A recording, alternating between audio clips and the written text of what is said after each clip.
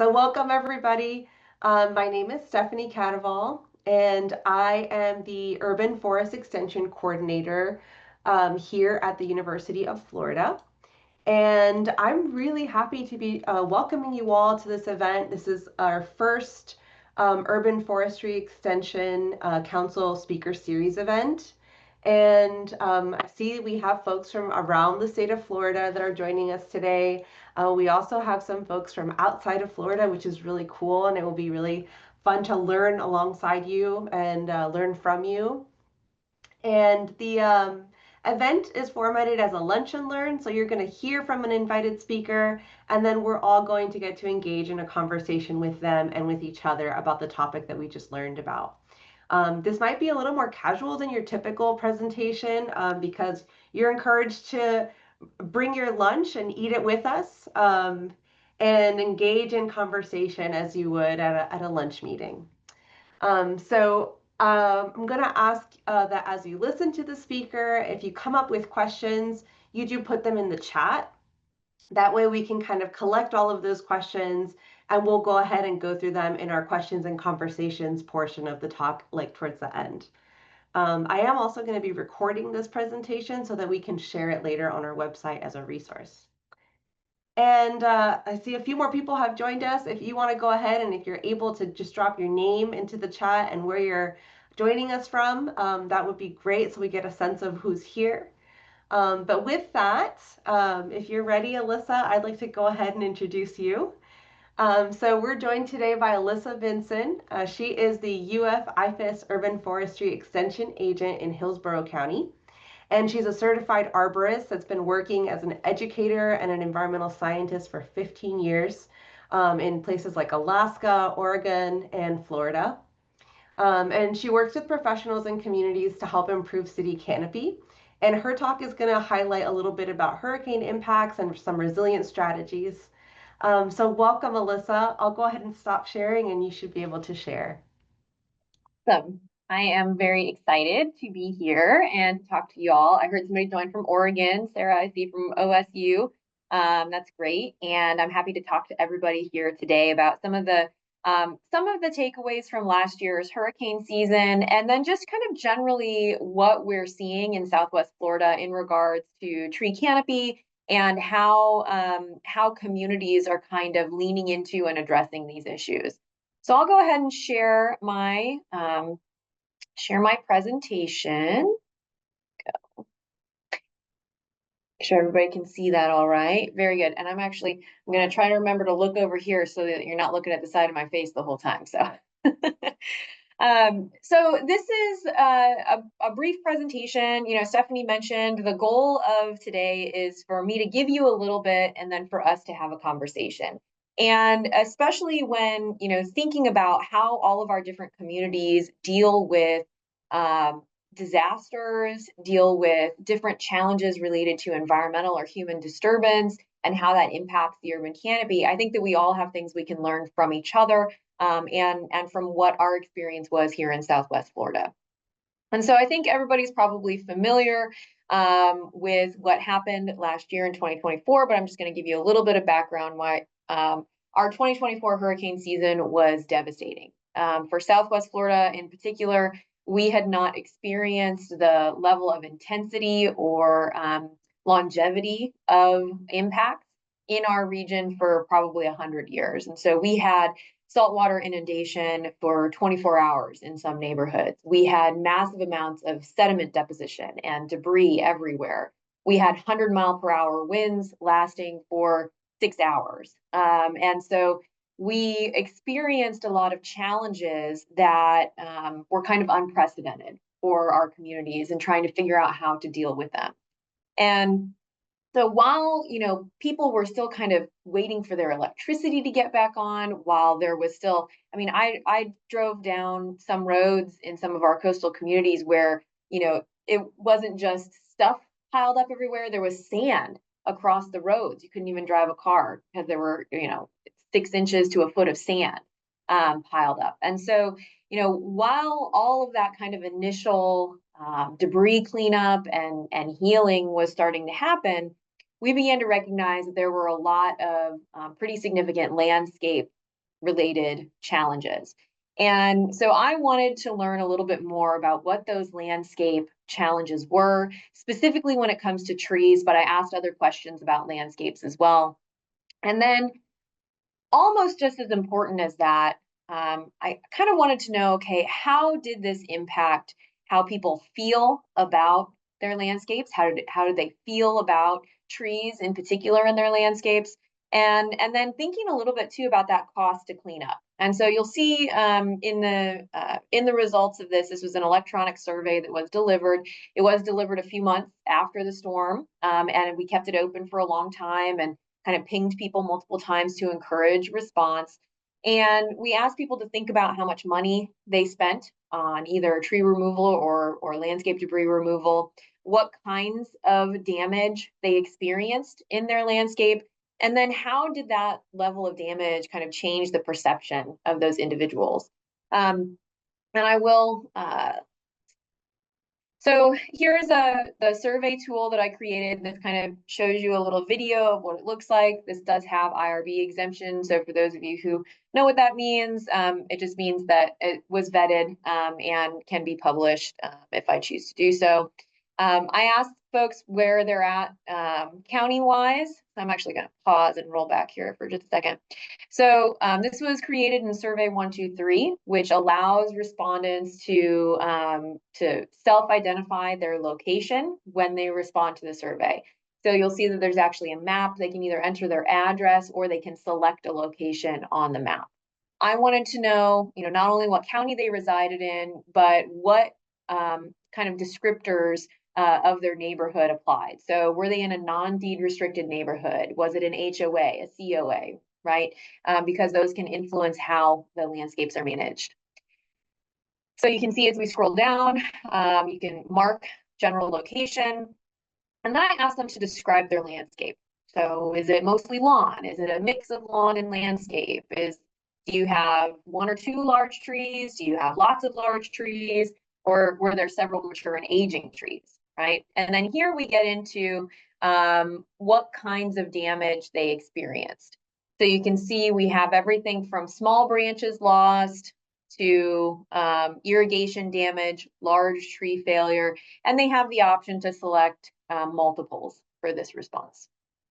Some of the things that we heard a lot of, and you'll see in the results that is different about last year's hurricane season as compared to previous years, is the amount of flooding and long-standing flooding that people experienced.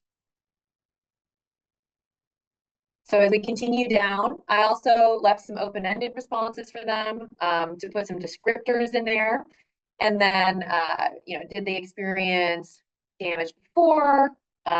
Which of the following describes how they were managing their landscape? So learning a little bit about their landscape management practices. And then I wanted to know if they did lose a tree. Okay, so I'm going to stop right here. If they did lose a tree, are they planning to replace it? Right. And so this helps inform some of those outreach strategies that I do as an extension agent, right? Looking at my community and seeing, okay, do we need to provide people with access to resources for trees? Are we looking to make sure trees are or people are picking the right tree in the right place, etc. And then here you can see the responses trying to get at how people are feeling about the trees in their landscape. So how do they feel now, right?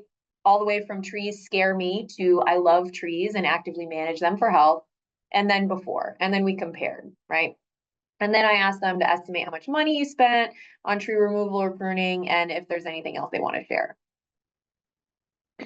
And this survey, I'm sorry, I keep moving around and it makes me blurry, so don't worry.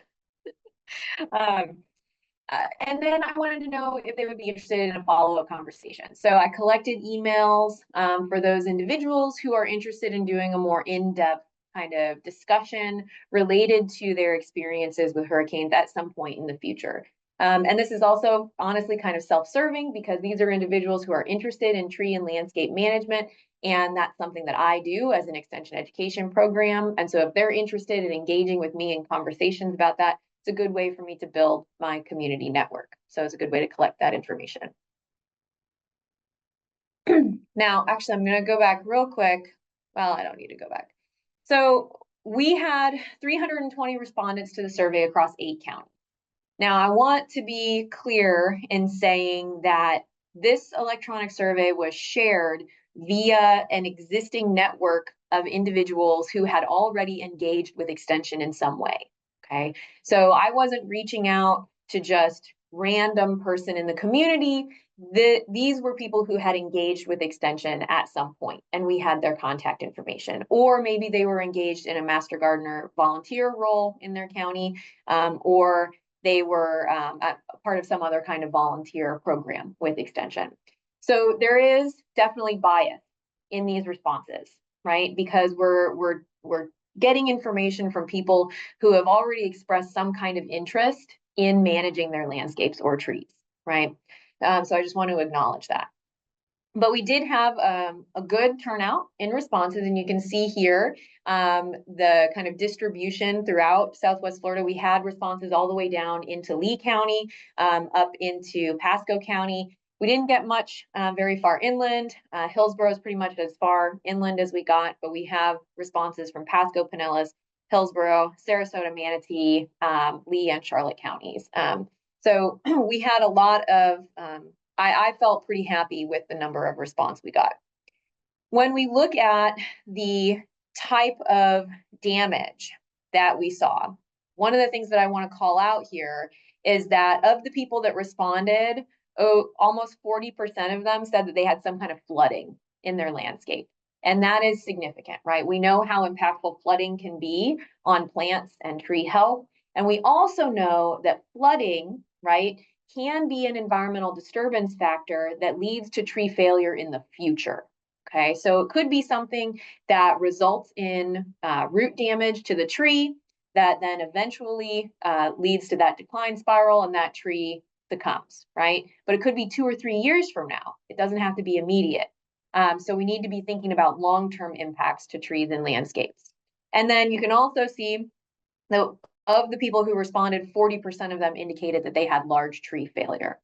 So while we still don't have kind of a comprehensive inventory of tree loss, we do have estimates from county governments regarding tree debris that was removed, but we don't have a full-scale kind of comprehensive canopy inventory to show the difference between pre-hurricane and now. But we can see that you know, of these respondents, 40% of them had a large tree fail in their landscape, which is significant. So the responses regarding cost were kind of interesting. I realized that I should not have used an open-ended response box for that question. I should have given them a scale with specific numerical values, because I ended up with whole paragraphs in there. And so of the responses that I got, of the total 320, only 139 of them were really kind of decipherable from to look at the cost. But the total there was over $465,000. So that's 139 people spent over $465,000 on tree pruning or removal. The average cost was somewhere around $3,000, but there were individuals who spent as much as $25,000 on tree pruning or removal following the storm. Of the folks who reported having large trees fail in their landscape, you can see that overwhelmingly, for those that knew what their tree was, it was an oak tree. And I think that this is kind of directly correlated to the fact that oaks are the primary canopy tree we have in Southwest Florida. So it makes sense that they would have said oak trees are what came down, because that's what we have the most of. I was really happy to see that for most folks, you know, they fall somewhere in the yes or unsure range as to if they plan to replace a tree. But this unsure range here, this gives us some space to work in, right? So for those people who are, yep, I'm definitely going to replace my tree, or, you know, nope, not going to do it. Those unsures are going to be a little bit easier to sway than all of those no's. So we have a little bit of work to do there to kind of reach out and encourage folks to replace trees. And then for those that have said no, I'd really like to dig in more and do some follow-up with individuals and figure out, okay, if you said no to replacing a tree, why not? And what can we do to address those barriers maybe that you have?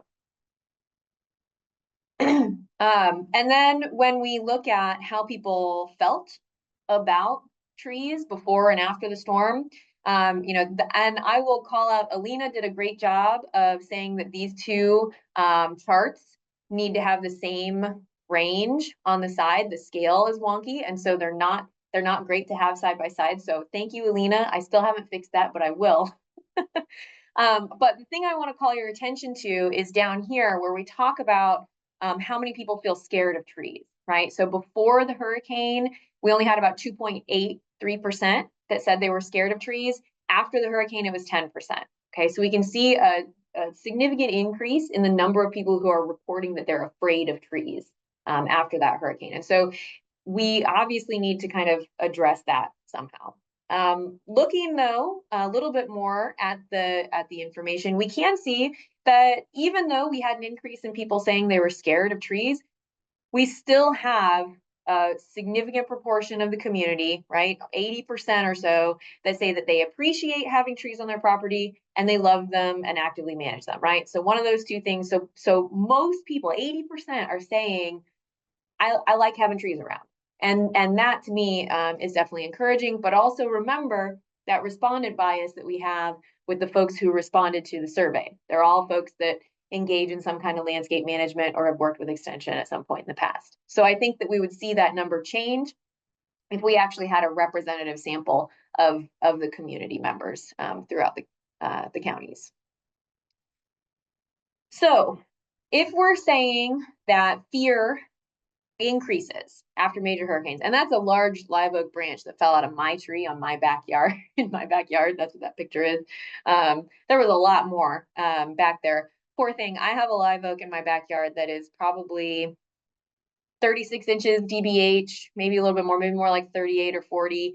I haven't measured it, and she lost so many branches, guys. I was so sad. Coming back, but definitely a challenge. No failure though, so that was good. But one of the things that we noticed in kind of continuing to have this conversation in communities is that we really need more resources to address certain issues. And some of those are how to manage a flooded landscape. So whether it's brackish water, full salt water, or fresh water in general, we need more information on how people can manage what happens in a flooded landscape. Do they need to irrigate with fresh water if they've had brackish or saline? For how long? Can they put anything in the soil? I've read some things about mitigating saltwater flooding in crop systems through the application of gypsum to the soil, but I can't find really anything about that in urban environments. There are some people that recommend using biochar. I've heard from a lot of arborists that practice plant health care in the community that they're using paclobutrazol as a way to encourage fine root growth after the flooding event to try to kind of help that tree rehabilitate a little bit. But what do we really know kind of from a comprehensive scientific perspective on what practices are going to be best for these flooded landscapes? And while there are kind of here and there programs which provide resources to individuals on tree replacement, so that would be grants or tree giveaways, right? There's really no kind of comprehensive program that says, okay, we know we lost tens of thousands of trees this past year. We're going to start making sure that individuals can get these trees back on their property. We're going to make sure that they have the resources to establish those trees and that they live, past that establishment period. So, here in Hillsborough County, I manage a grant program that we have, but it's only available for registered neighborhoods, and those trees can only be planted on common area property or within the rights of way. We have a nonprofit organization, Keep Tampa Bay Beautiful, which has a program called Plant Your Heart Out, where they'll actually put a tree in someone's landscape. But I think there's not a good nexus between all of these programs that exist and a way to kind of get that information out to the public. And then, what else do we need to know? I was just out on Longboat Key yesterday. I was asked to talk to their Planning and Zoning Commission, and one of the things I noticed in driving down the Barrier Island, we're now almost exactly a year from Hurricanes Helene and Milton, and we still have large trees down. We still have trees showing significant decline. Overwhelmingly, the non-native ficus trees on the island that are very large are in rapid decline, very little leaf left on them. And this is going to be a significant cost for the residents on that island when those trees, eventually fail. And so, what kind of resources exist to help support communities as they're dealing with the continued decline and eventual removal of these mature trees? And I know for us as well, we're seeing pine decline in a lot of our coastal areas. And I'm getting calls consistently from individuals who say, well, my tree was fine right after the storm, but now all of a sudden it's browning out and I've got all this tip dieback and what the heck's going on? It's like, well, this is what we would expect. Remember, we had that flooding, 80%, 40 days, I forget, sorry, I'd have to look back at it. 40% or so of folks had flooding in their landscape. And so when we're thinking about that long-term impact, that's something we have to be able to address either as arborists who are talking to the clients, or as extension educators, or as other individuals who are kind of working to educate our communities. So that is what I have. If you scan that QR code, it emails me. So you're welcome to do that. You just scan it and it pops up an email for you. You can fill it out and send it to me. But I would love to hear your thoughts and how your communities handle these types of situations and what experiences you have that you'd like to talk about. Great. Thanks so much, Alyssa. So as we mentioned at the top of the meeting, this speaker series is a little different than a lot of speaker series because we're trying to not just give information to you all, but we also want to learn from you all and kind of collectively learn about these things together. So we don't have any questions in the chat as of yet, but if you have any questions for Alyssa or a question you'd like to pose out to the group, go ahead and raise your hand. I think there is a react or some kind of way that you can notify that you have a question. You can also go ahead and unmute yourself and feel free to ask any questions. We also have a couple questions for the room. So This first is off, yeah, go ahead. this is Joe in Nassau County. I have a comment that may lead to more comments and questions, and I speak from experience with these hurricanes and tropical storms. One of the greatest challenges is the coordination, for example, in this area between the city and the county and state-controlled areas, and who is responsible for cleaning up what and trying to work together and coordinate. And then private landowners who are out and about. And then when FEMA shows up, if they do, it's a logistical nightmare trying to prioritize the trees. Then the power companies, they come in with their tree folks, and it's just a pretty chaotic scene. And I've never really seen it handled completely well, and I'm not sure if there is a way, but that's just a comment. That's all I have. Yeah, I appreciate that comment, Joe, and I would agree that coordination among agencies is difficult on the best day, and during the aftermath of a disaster, right, it's even more difficult to get everybody kind of talking and on the same page. I know, yeah, Todd, you and I had a conversation. I'm going to call out Todd Little from Florida Forest Service, because we had a conversation about the urban forest strike teams a while back that go out to help cities and smaller municipalities do kind of an assessment post-storm to help with that FEMA reporting. So I know that there is some coordination there, but Todd, do you know of any other kind of concerted effort at the state level to coordinate those conversations? Yeah, I mean, really, it just kind of falls in, like Joe mentioned, it to be a smaller part of the larger conversation going on at the county EOC level typically. And since there's so many different things that need to happen after a storm, you're looking at not just the tree mitigation, but also, the main priority is, of course, getting roadways open so people can come back to their homes and making sure that everyone is safe that stayed behind. I think that's really where the trend is going, is towards really focusing on that county level EOC coordinating with the state emergency management agency. Of course, now things are a little bit, we'll see how the next couple of storms play out, I guess, with how FEMA interactions keep going. But yeah, that's absolutely right. The critical part is that coordination between cities, county, state, FEMA, the utility agencies, and I think the methods where they follow along with resource orders and whatnot are really the main ways that they're going right now. And that's where we're trying to integrate that urban forest strike team program, is to make it be able to be called upon as an official resource order, giving it a little bit more authenticity, I guess, a little more seriousness as far as something that's needed after a storm to help identify what tree damage is, need mitigation, what trees can be left behind, and how can we help make sure that the right trees are being saved if possible, and that if there's hazards left behind, that we're getting them taken care of as well. Mhm. Great, thanks, Todd. So I just want to open up more broadly to the group, just to kind of get a sense of, since so many folks are joining us from different places in Florida, or in other places in the country, what kinds of experiences have you all had as a result of hurricane damage? Have you experienced something similar to what Alyssa described? Are you experiencing kind of different effects? Is flooding maybe not so big of an issue where you are? How does that impact the trees where you are all living and working?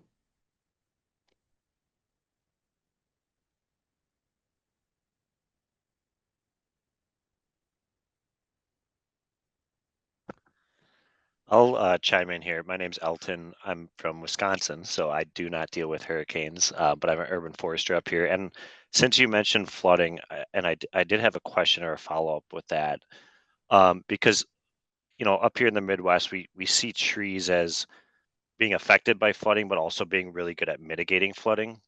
Mm. Um, I would imagine that with hurricanes, it's possibly a little bit different situation, where you just have so much water and you have these storm surges and stuff.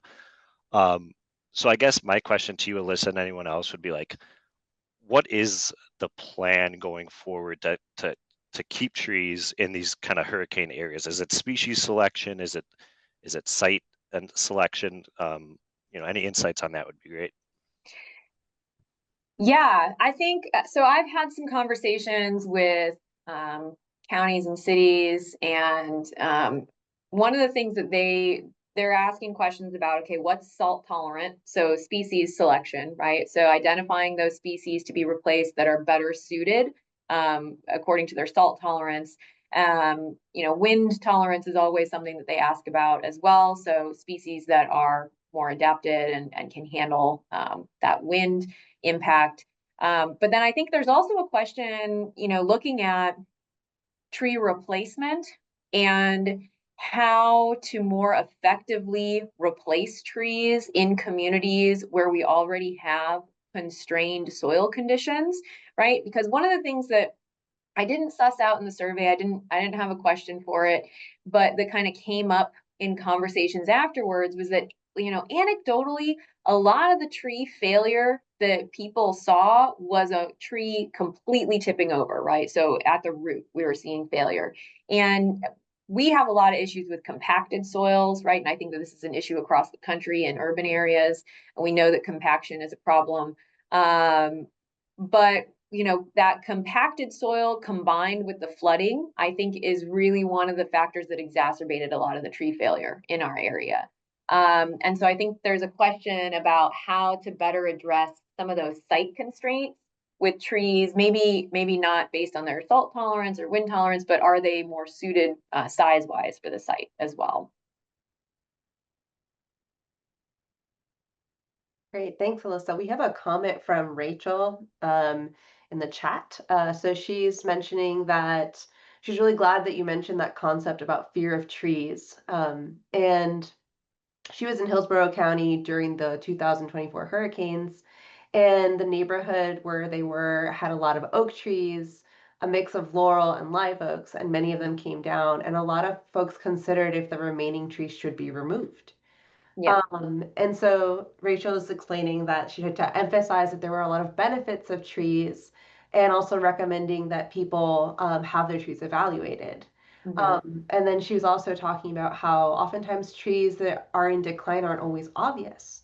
Yep. I wanted to ask you, based off of your presentation, why, like, when the data that you collected, this idea of feeling like sentiment, mattered in your data collection. And then maybe as like a follow-up to that, like you mentioned how it's easier to kind of change the opinion of those folks that were in the maybe, column versus the no column.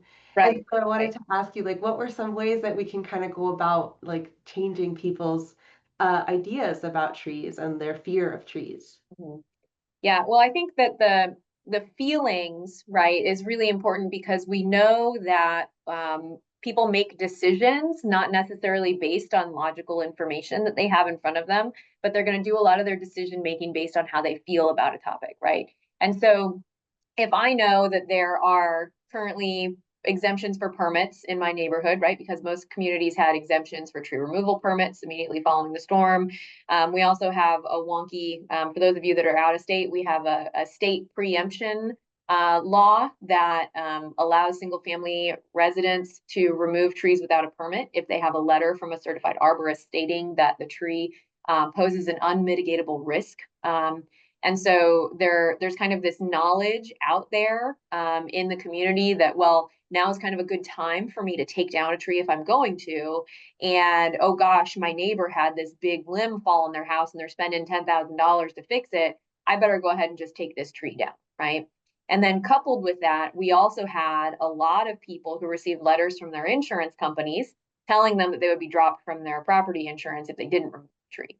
And so this is an issue that we know exists and it has existed for a long time, but it kind of gets exacerbated by these kind of dramatic hurricane seasons. So I think that I wanted to know about people's feelings because it's going to influence their decision making. But then also when we see that we have folks that overwhelmingly, right, of the people I surveyed, even with 40% of them saying that they had large tree failure, they still were reporting that they care about trees or they love them and they actively manage them. And so I think that that's an encouraging piece of information that we can take out into the community when we're doing education, right? Trees can be scary, absolutely, but we can manage them so they're less scary. And people generally like them. I mean, just kind of overall, people generally like them. And this coincides with research Dr. Kozer did a couple years ago. And it's kind of, what is that, like cognitive dissonance where we can hold two things at the same time, right? So people reported, yeah, they're scared of trees, but they also like them, right? And so I think that knowing that, we can try to alleviate that fear with knowledge, and then we can kind of play on that feeling of love or appreciation to encourage more replanting and more active management as we move forward. And then what was your other question? Second question? Oh, the second question was how we can kind of shift that perspective. So those folks that are in that uncertain, I don't know, like if I want to replace the tree, maybe I will, maybe I won't. How do we shift them to, yes, I'm going to replace the tree? And then I think there's a question from Sean.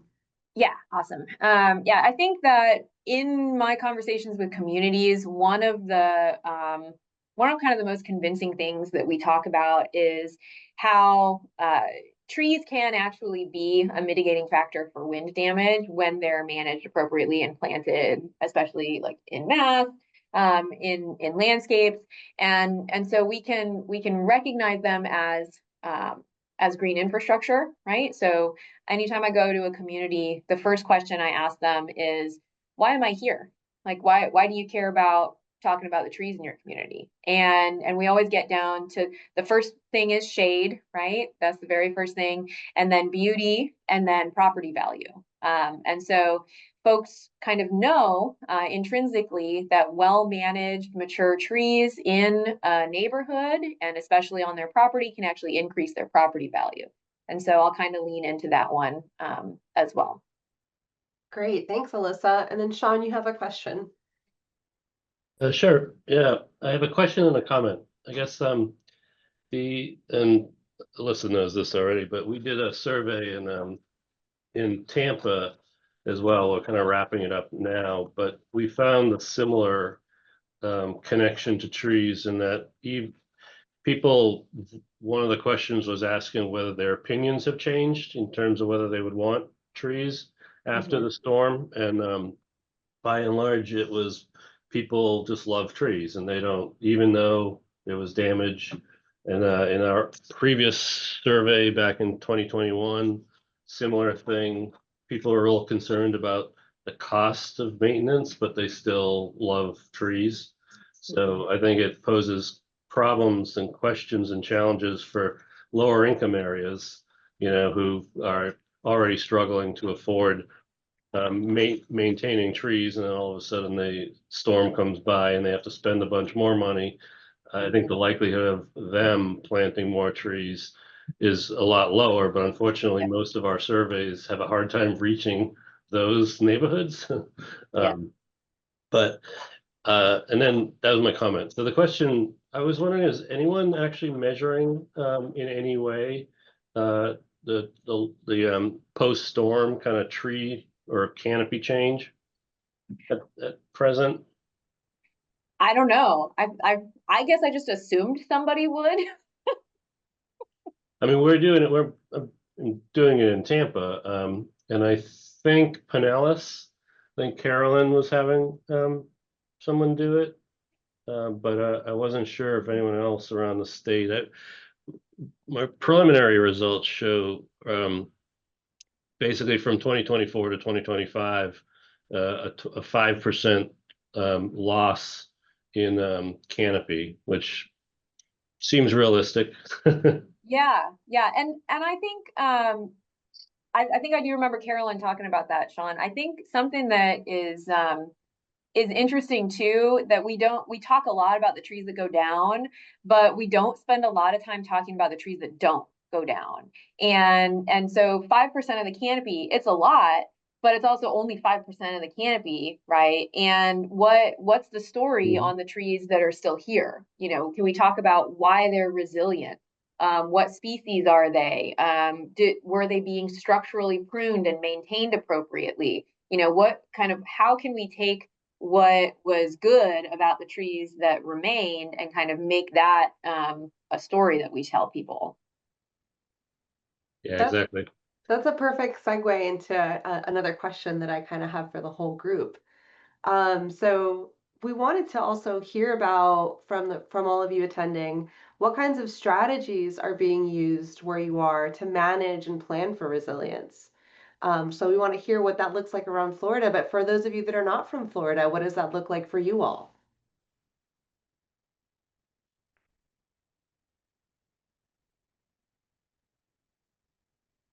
Yeah, Larson. Hey, Stephanie. Hey, everyone. So in Gainesville, we have a tree sponsorship program where if you ask the city for a tree or for 4 trees, like I just did, they will come and give it to you. They'll give you tree stakes. They'll give you tree bags. They can offer really great technical assistance and essentially empower homeowners to forest or reforest their yards. And you know, there's some. I think technically you're only allowed to plant them in the public right of way, but I think that there's some some flexibility there, and I think we're actually working to amend the code to allow the city to help people plant trees on private property. But in conjunction with that, we're giving out trees that are high quality native trees that are going to be less likely to fail or less likely to fail consequentially in hurricanes. And then me personally, when I talk to neighbors or when I talk to clients or just random people who look like they might want to talk about trees with me and line at the coffee shop, uh, you know, part of it is kind of messaging. Part of talking to people who have experienced a tree failure, especially one that is, maybe shook them up a little bit, is a little bit in the messaging, messaging that we've all talked about. But then also, like Alyssa was saying earlier, people can have this cognitive dissonance of liking trees but also being scared of them. And so, sometimes it can a useful comparison can be to bring up something else that they might like but also might be scared of, like cars or electricity, or a gas line running through their home. These things can all be really scary if you think about it for too long. But then there's also obvious benefits to those things.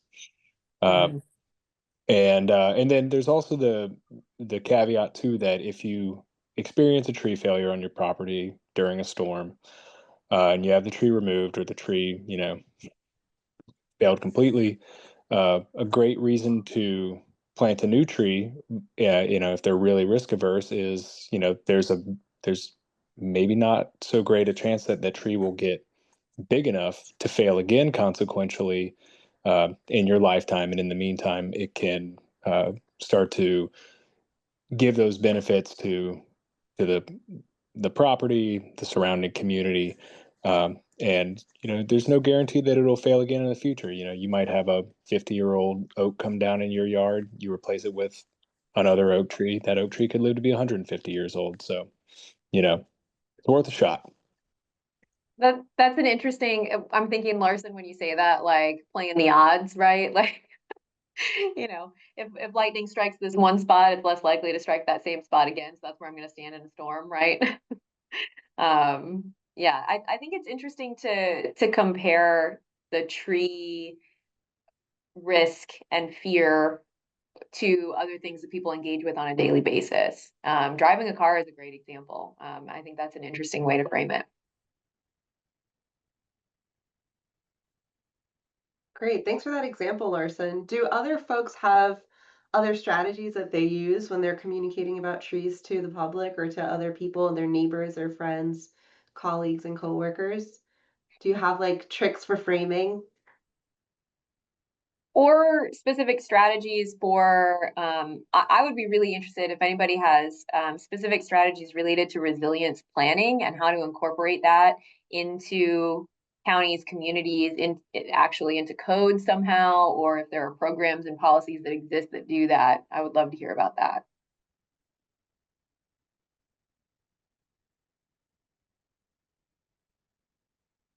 Yes, Elton.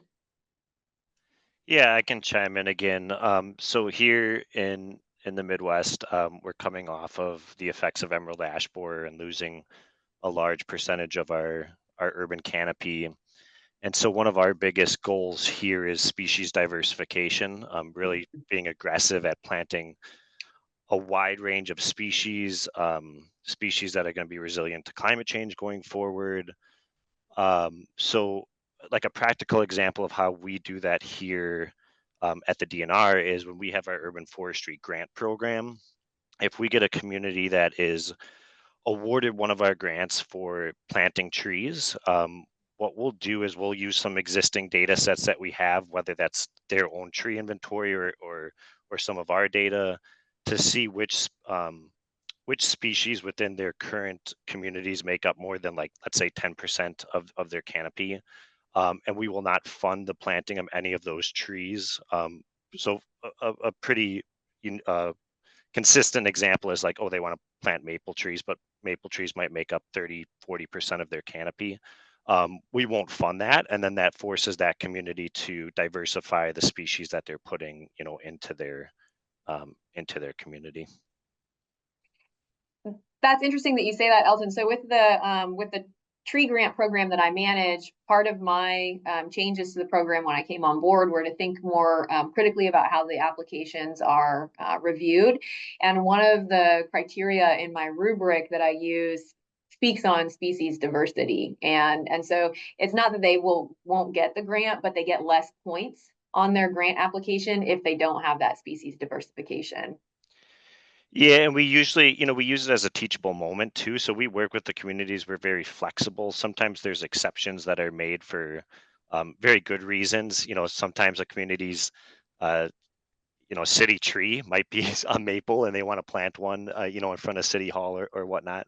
So there's certainly exceptions, and we just kind of use that as a teachable moment. And then with some of these new data sets coming out, like UFIA, we now have like a better understanding of what species are out there within our communities, and so we can really make some much better informed decisions and recommendations to our communities.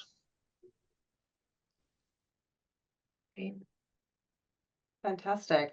What other resilient plans for resilience are you all using in your communities, or you would like to see be used in your communities?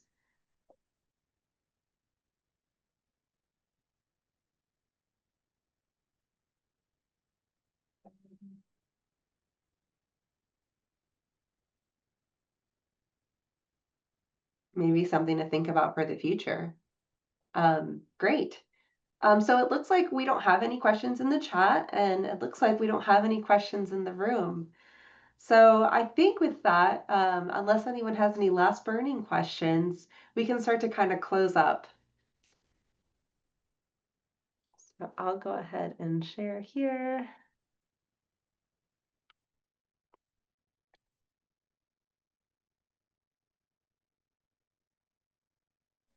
I know I joined late, but I had a question about which trees the gentleman was talking about that the city gave to install that were better for hurricanes.